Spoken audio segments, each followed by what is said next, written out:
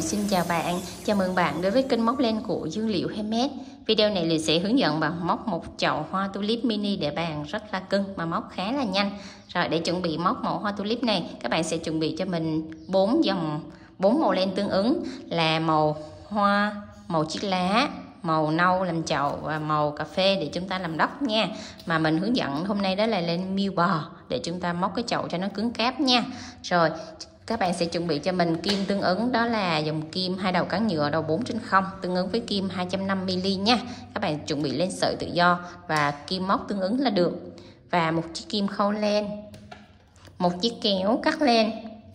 Chuẩn bị thêm cho mình một ít bông gòn và một ít sỏi để chúng ta nhồi vào trong cái phần đáy chậu nha. Và một ít kẽm thân và kẽm lá để chúng ta nẹp làm bông hoa. Rồi toàn bộ những nguyên liệu và dụng cụ này đều có bán ở shop, và mình có để cái link ở dưới bài mô tả. Các bạn kích vào link Shopee hoặc là Lazada để chúng ta mua những dụng cụ len kim móc về học móc cái mẫu hoa tulip mini để bàn cưng như vậy ha. Rồi bắt đầu chúng ta vào phần bài học thế nào.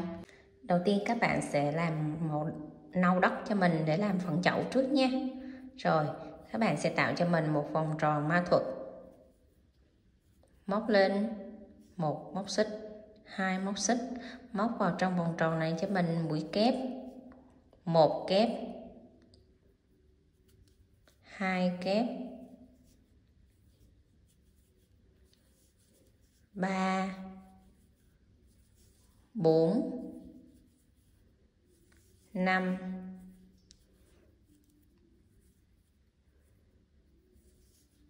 6, 7, 8, 9, 10, 11.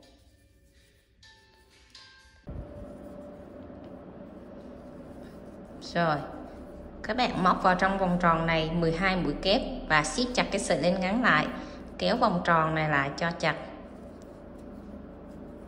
Rồi bắt đầu lên hàng thứ hai thì các bạn sẽ lên cho mình tiếp 1 xích, 2 xích, móc vào trong móc đầu tiên của cái mũi lên xích đó các bạn. Móc vào đây cho mình 2 mũi kép vào chung một chân móc. Rồi các bạn sẽ móc tiếp theo cho mình như vậy là mỗi chân móc là 2 mũi kép nhé. Rồi các bạn sẽ lặp lại công thức như vậy cho đến cuối chân móc là chúng ta sẽ có tổng là 24 chân móc cho hàng thứ hai này các bạn nha. Mình đã móc đến chân cuối cùng rồi, chúng ta kết hàng lại bằng một mũi dời vào trong móc đầu tiên, kéo len qua. Mình đã móc xong cái phần đáy chậu, bắt đầu chúng ta lên phần thành chậu nha. Móc lên cho mình 1 xích, và tại thành chậu này thì các bạn sẽ móc cho mình là 1 mép len ở phía bên ngoài này, 1 mép len ở phía bên trong này chúng ta chừa lại nha. Đây chân đầu tiên và 1 mép len ở phía bên ngoài, móc cho mình một mũi đơn đầu tiên. Rồi các bạn sẽ móc tương tự như vậy là cứ 1 mép len bên ngoài, một chân móc là 1 mũi đơn. Đó, móc cho mình tổng cũng là 24 mũi đơn cho 24 chân móc các bạn nha. Mình đã móc đến chân cuối rồi thì chúng ta cũng kết hàng lại bằng một mũi dời vào trong móc đầu tiên này, kéo len qua và bẻ cái phần len thuận này ra bên ngoài và phần len ngược bên trong nha các bạn. Đây, cái phần thuận là ở bên ngoài, rồi cái phần ngược là cái phần có sợi len này chúng ta để vào bên trong. Rồi bắt đầu móc lên tiếp hàng thứ hai của phần thân này, móc lên một xích nè. Rồi tại chân đầu tiên các bạn sẽ móc cho mình một đơn, chân thứ hai một đơn. Các bạn cũng lặp lại là 24 chân móc, mỗi chân móc một mũi đơn, nhưng mà chúng ta móc 2 mép nha, không có móc 1 mép nữa, 2 mép. Chỉ có cái hàng đầu tiên lên thân là chúng ta móc 1 mép thôi để cái phần thành chậu nó đứng thôi, còn tất cả các hàng còn lại thì các bạn cứ móc 2 mép đều như vậy cho mình nha. Rồi các bạn móc đến chân cuối mình sẽ dừng lại. Rồi đến chân cuối thì các bạn cũng móc kết hàng vào mũi đầu tiên này kéo lên qua nha. Rồi thì các bạn sẽ lặp lại công thức tương tự như hàng thứ hai cho mình, móc thêm tổng là 4 hàng nữa. Mình sẽ gặp lại các bạn sau khi các bạn móc xong 4 hàng nữa là tổng là 6 hàng của phần thân nha. Và tất cả các hàng các bạn đều lên một mũi xích nè và đâm kim vào chân đầu tiên một mũi đơn. Chân đầu tiên luôn luôn móc và chân cuối cùng ở cái góc bên này là các bạn không móc vào nữa, để cho cái thành chậu này nó luôn luôn giữ cố định là 24 chân móc các bạn nha. Rồi các bạn móc tiếp 4 hàng nữa, mình sẽ gặp các bạn ở hàng thứ 6 nha. Rồi mình đã móc xong hàng thứ 6 thì 24 chân móc vẫn giữ nguyên nha, và nó có hình trụ như thế này, nó không có tăng mũi các bạn nha. Rồi bắt đầu chúng ta lên hàng thứ 7 thì các bạn sẽ móc cho mình lên là 1 xích, 2 xích. Tại hàng thứ 7 này các bạn sẽ móc một mép len ở phía bên ngoài, ngoài là mép này và bên trong là mép này nha, để mình chừa cái mép trong lại, lát nữa mình khâu cái phần đốc vào đó các bạn. Ngoắt lên và lấy một mép len ở phía bên ngoài này thôi, đó, kéo lên qua và móc lên cho mình một mũi nửa kép, ngoắt lên một mép len ở phía bên ngoài này, móc lên một mũi nửa kép. Rồi các bạn sẽ lặp lại công thức tương tự như vậy nha, mỗi trong móc một mũi nửa kép và móc ở mép bên ngoài thôi, chúng ta chừa cái mép bên trong này lại nha. Rồi các bạn sẽ móc tương tự như vậy, 24 trong móc là 24 mũi nửa kép nha. Rồi mình đã móc đến chân cuối cùng, chúng ta cũng kết hàng lại bằng một mũi dơi và trong móc đầu tiên này kéo lên qua là chúng ta đã xong phần chậu. Mình sẽ cắt lên nha, cắt một đoạn ngắn rồi siết cái sợi len lại và cho cái sợi len đó vào đúng cái trong móc đó, kéo xuống phía dưới nè, rồi kéo xuống phía dưới một lần nữa, dưới đây, dưới cái mép mà mình chừa cái phần G đó các bạn, kéo xuống cho nó nằm ở dưới chậu này luôn. Rồi bẻ phần chậu ra là chúng ta đã hoàn thành xong phần chậu. Đó, cái sợi này lát nữa mình sẽ nhồi bông vào thì mình giấu nó xuống dưới luôn. Đó là chúng ta đã hoàn thành xong cái chậu nha. Rồi các bạn chuẩn bị lên màu nâu nha, quấn cho mình tạo một vòng tròn ma thuật, móc lên cho mình một mũi móc xích, rồi đâm kim vào trong vòng tròn này, móc lên một mũi đơn, 2 mũi đơn, 3 đơn, 4, 5, 6, 7, 8, 9, 10, 11, 12. Rồi mình siết lại, nhưng mà siết vừa vừa các bạn, đừng siết chặt nha. Cái phần đất này lát nữa mình cho cái hoa vào nữa. Đó, các bạn siết cũng chừa lại cái lỗ nhỏ nhỏ như vậy là được nha các bạn. Rồi mình kết hàng lại bằng một mũi dời vào trong móc đầu tiên này. Cái phần đất này á là nếu các bạn là muốn cái phần đất này nó lên thì các bạn sẽ làm cùng size với cái phần đáy chậu, mà nếu các bạn muốn làm cái phần đất nó bằng á thì các bạn sẽ làm công thức mà mình đang hướng dẫn này nha, nó sẽ nhỏ hơn cái phần đáy chậu chút xíu. Rồi lên hàng thứ hai, móc cho mình 2 xích nè, đâm kim vào trong móc đầu tiên và móc lên cho mình một mũi nửa kép ngắn tay. Tại trong móc đó các bạn móc tiếp một mũi nửa kép là 2 mũi nửa kép vào chung một trong móc nha. Đến chân thứ hai các bạn cũng móc một cặp 2 mũi nửa kép vào chung một trong móc. Rồi các bạn sẽ lặp lại công thức như vậy cho đến chân cuối nha. Rồi đến chân cuối thì chúng ta có tổng là 24 chân móc, các bạn cũng móc một mũi dời vào trong móc đầu tiên này. Đó, kéo lên qua và chúng ta đã thực hiện xong phần đất nha. Các bạn sẽ chừa cho mình là khoảng 30 cm này, 10 nè, 20 nè, 30. Rồi cắt khoảng 30 cm chừa lại để cái phần này lát nữa mình khâu vào trong chậu nha. Rồi kéo lên qua là mình đã xong phần đất nè. Bắt đầu chuẩn bị len để chúng ta móc bông hoa nha.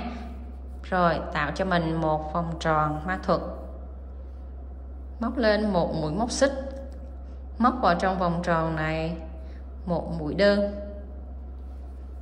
2 đơn, 3 đơn, 4 đơn, 5 đơn, 6 đơn. Xong 6 mũi đơn các bạn sẽ kéo chặt lại cho mình.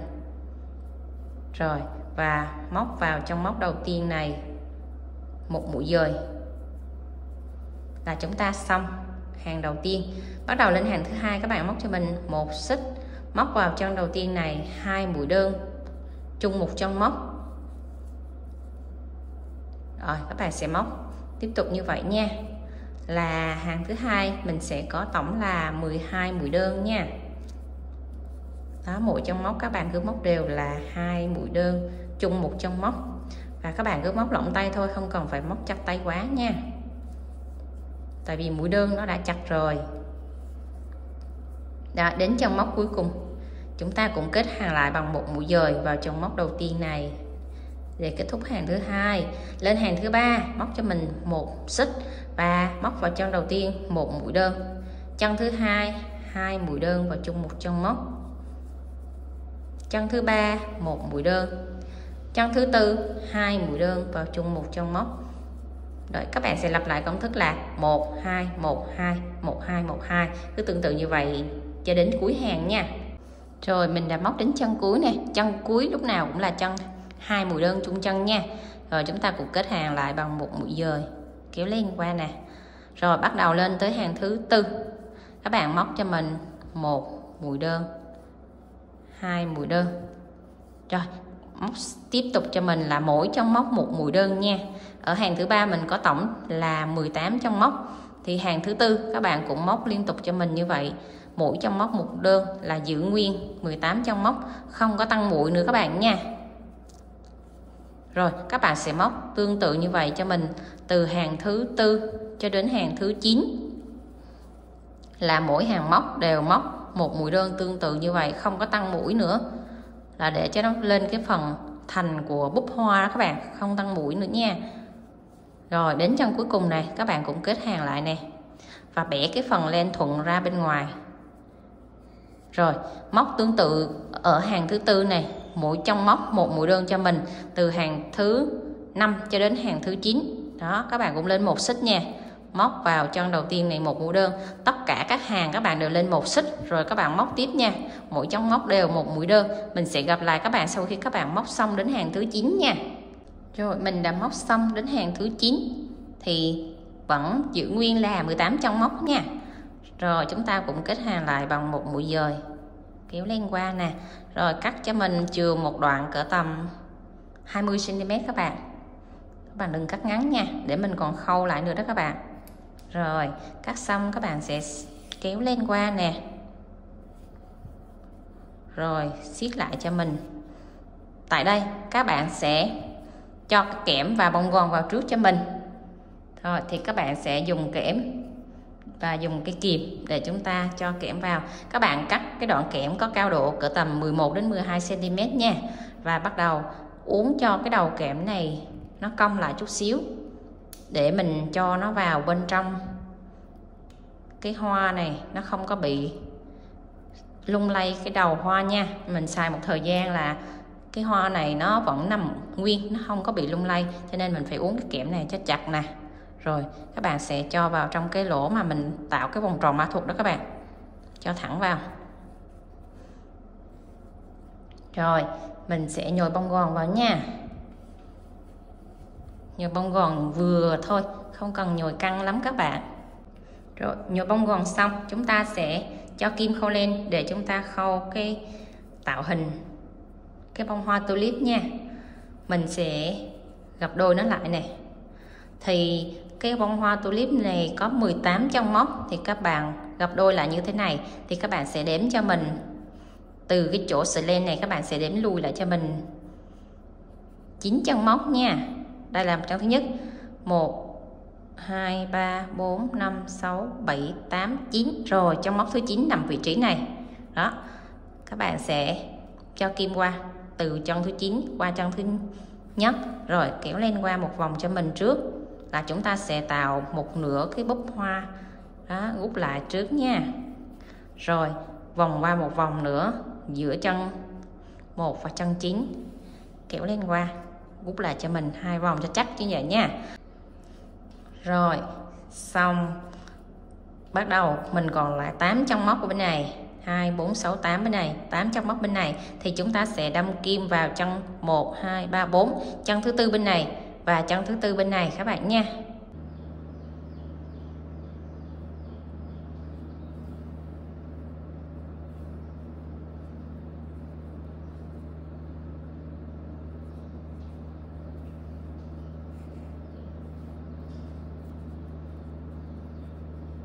Rồi các bạn sẽ nhét cho cái bông gòn nó khớp ở xuống phía dưới, đừng có lồi lên, rồi chúng ta sẽ chốt lên nha các bạn. Đẩy hết bông gòn xuống. Nếu mà bông gòn nó còn bung bung lên thì các bạn nhét hết từ từ xuống nha. Rồi xong rồi chúng ta sẽ chốt lại thêm 2-3 mối nữa cho nó chặt.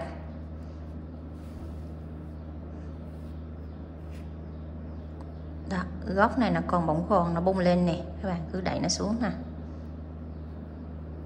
Rồi chốt thêm một mối nữa.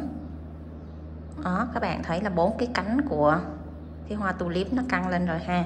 Rồi bắt đầu chúng ta sẽ đưa lên xuống phía dưới. Mình luồn khoảng 3-4 mối nữa cho nó chắc, rồi mình mới cắt lên nha.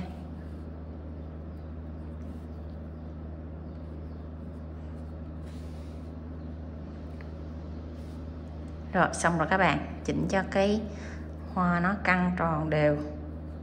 Đấy, nó lòi được cái búp ra như thế này. Rồi mình cắt lên nhé. Rồi chúng ta sẽ lấy lên màu xanh để làm chiếc lá nè. Đầu tiên các bạn sẽ tạo cho mình một nút thắt. Rồi móc lên cho mình 12 mũi móc xích. 1, 2, 3, 4, 5, 6, 7, 8, 9, 10, 11, 12 mũi móc xích. Các bạn sẽ dùng cái kẽm nẹp lá. Mình sẽ nẹp tiếp theo để móc hàng thứ hai nha. Rồi bỏ trong móc đầu tiên, móc vào chân thứ hai cho mình một mũi đơn. Rồi móc cái kẽm vào luôn và bẻ cái kẽm cong lên chút xíu để khi mình móc thời gian qua đến đoạn này nó không có bị tuột nha. Chân thứ hai một mũi đơn. Chân thứ ba mũi nửa kép. Chân thứ tư mũi nửa kép. Rồi các bạn sẽ móc đều mũi nửa kép, còn lại 4 chân cuối mình sẽ dừng lại nha. Rồi mình được 2 mũi nửa kép rồi. 3 mũi nửa kép, 4 mũi nửa kép, 5 mũi nửa kép,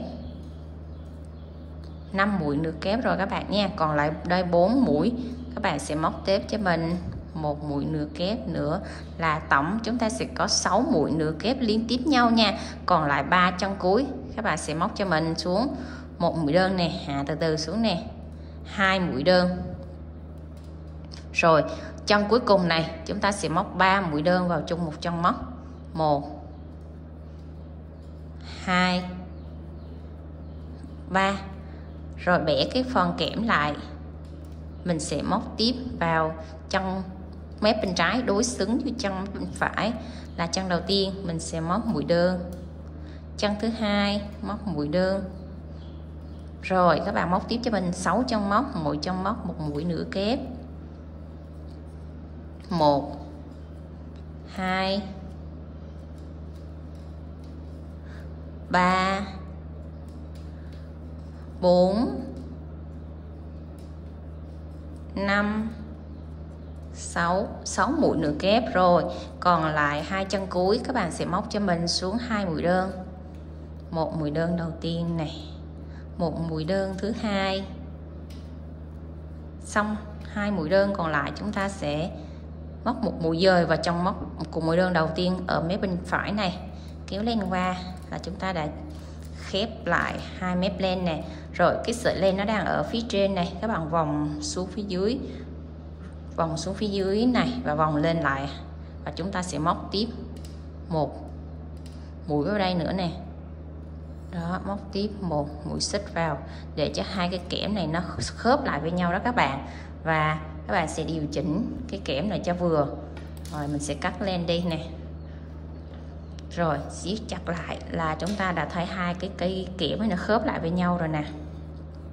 Rồi chỉnh cho chiếc lá của chúng ta cái phần cuốn này nó vừa, và cái phần nhọn này bóp cho cái kẽm nó nhỏ lại để cho cái phần lá này nó nhọn nó nhỏ đó các bạn. Phần dưới này thì chúng ta dùng cái sợi len này mình quấn 2-3 vòng và mình chốt lên nó nha, để mình quấn vào trong thân cây nó khỏi bị tuột. Đó, các bạn sẽ chỉnh cái chiếc lá nó có cái độ thon nhỏ nhỏ vậy nha. Rồi các bạn sẽ làm tiếp cho mình một chiếc lá y chang công thức như vậy nữa nha. Bắt đầu chúng ta sẽ quấn chiếc lá vào trong phần thân. Khi cái cây kẽm của chúng ta nó còn lung lay ở giữa cái bông tulip như thế này, nó còn lung lay, thì các bạn sẽ kéo cái kẽm này nó sát vào đây, nó sát vào cái phần cuối của bông hoa đó.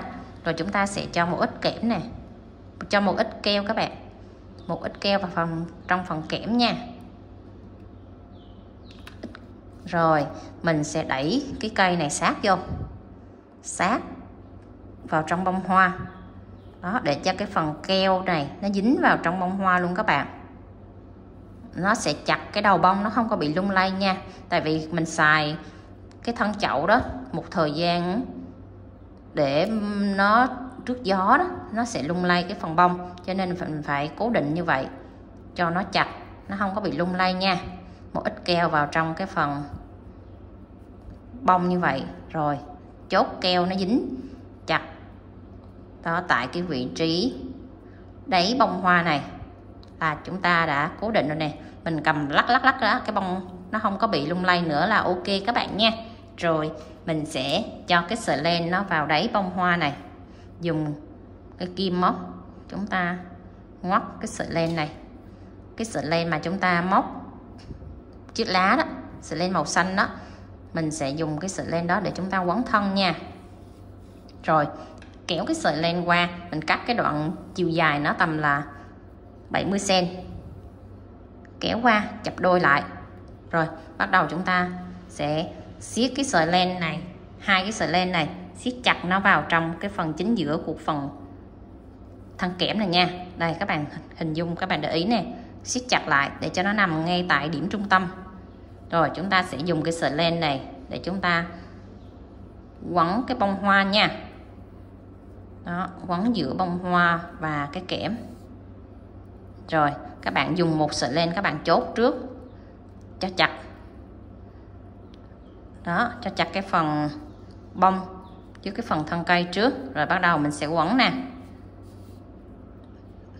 Đó, chặt rồi thì các bạn sẽ dùng cái tay các bạn đẩy cái phần len nó lên. Rồi mình dùng hai sợi len mình quấn đi rất là nhanh nè các bạn.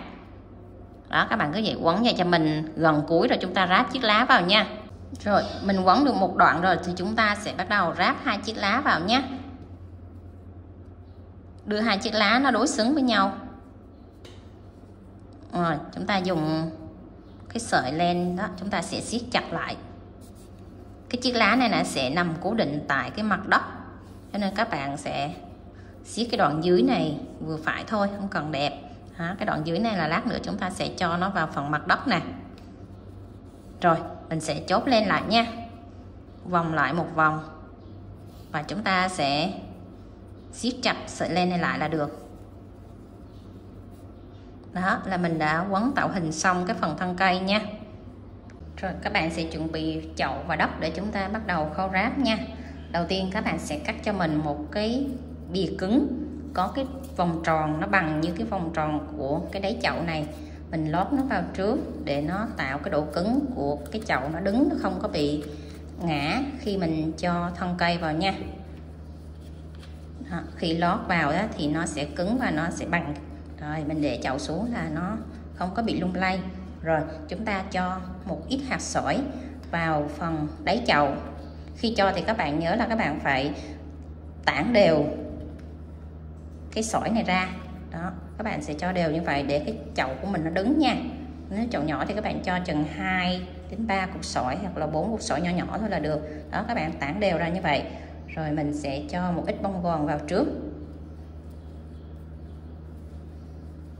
Rồi là đã đứng phần chậu rồi nha. Và bắt đầu mình ráp cái thân cây vào trong đất trước nè. Cái thân cây nó xuống cái lỗ tròn tròn này.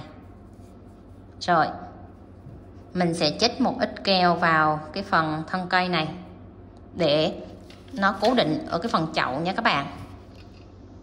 Đây các bạn sẽ cho một lượng keo như thế này.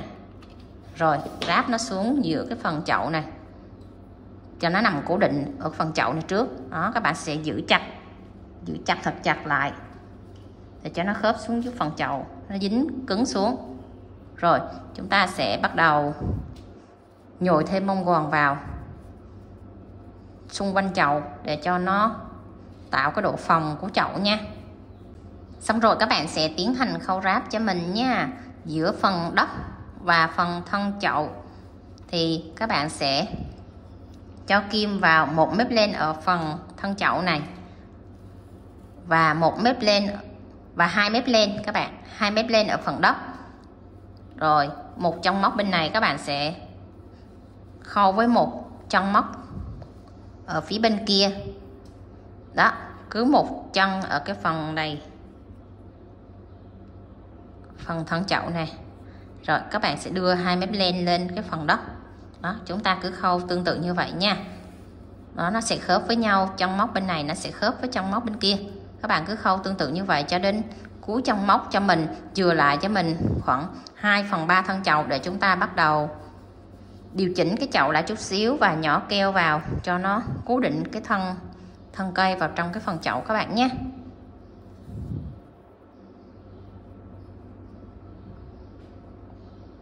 Đó, các bạn khâu nhớ là đừng bỏ sót chân móc nào hết các bạn ha. Rồi khâu đến 2/3 thân chậu rồi thì các bạn sẽ canh cái phần đất này, nó sẽ khớp với cái phần 2 chiếc lá này. Tại đây các bạn sẽ cho mình một lượng keo vào đây để nó cố định cái phần thân cây một lần nữa nha. Đó, một lượng keo như vậy các bạn ha. Rồi các bạn sẽ nhồi thêm một ít bông gòn vào đây, ít thôi các bạn, ít thôi để nó dính cái bông gòn vào trong cái phần keo này nữa là cái phần thân cây của mình nó chắc chắn nó không có bị lung lay nha. Đó, những cái mẹo nào mà để làm cho cái cây nó chắc chắn nó không có bị lung lay là mình đã hướng dẫn chi tiết cho các bạn theo từng khâu rồi, thì các bạn nhớ là làm đúng chi tiết như vậy mình hướng dẫn là cái thân chậu của mình nó chắc, nó không có bị đổ nha. Rồi còn lại các cái chân móc còn lại thì các bạn cứ khâu đều như vậy, mỗi chân móc phần đất khâu với mỗi chân móc phần thân chậu như vậy cho mình nha.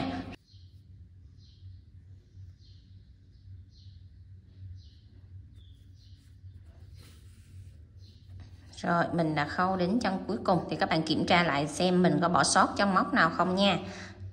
Bắt đầu chúng ta sẽ giấu len vào trong cái phần đất luôn. Đó, các bạn rút qua cho mình một đoạn như thế này. Rồi bắt đầu chúng ta sẽ gút lên lại ở đây một chỗ để nó khỏi bị bung lên ra nha. Rồi vòng cái sợi len này lại để mình gút nè, gút chặt tại đây luôn, siết chặt lại. Rồi bắt đầu mình sẽ luồn thêm qua 1-2 vòng nữa để chúng ta giấu cái len cho nó chắc, nó không có bị bung khi mình xài thời gian dài đó các bạn. Đó, như vậy là nó đã cố định lắm rồi. Bắt đầu chúng ta nắn chỉnh và mình sẽ cắt len đi là chúng ta đã hoàn thành xong cái chậu hoa tulip mini rất là cưng. Xong rồi chúng ta sẽ nắn chỉnh chiếc lá. Các bạn sẽ ấn 2 chiếc lá này nó bo theo bông hoa như thế này. Mình muốn thẳng hay là mình muốn cong để các bạn tùy chỉnh nha. Đó, lá hoa tulip đó thì thường là nó sẽ dài và nó bó vào trong cái búp hoa tulip này. Đó, các bạn sẽ nắn chỉnh như vậy nha. Nếu các bạn mà bỏ sỏi và bị cứng như mình hướng dẫn thì cái chậu mình nó sẽ tự động nó đứng thẳng như vậy, nó không có bị đổ nha. Dù gió nó có lắc, nó có nghiêng như thế nào nó cũng không có bị đổ. Rồi thì mình đã hướng dẫn các bạn móc xong mẫu hoa tulip mini để bàn cưng cưng. Các bạn thấy video này hay nhớ cho mình xin một like nha. Còn bạn nào mới ghé kênh mình lần đầu tiên nhớ ấn vào chuông đăng ký phía bên dưới để chúng ta sẽ theo dõi những video sắp ra trên kênh của Liễu nha. Bye bye các bạn, hẹn gặp lại các bạn ở những video sau. See you.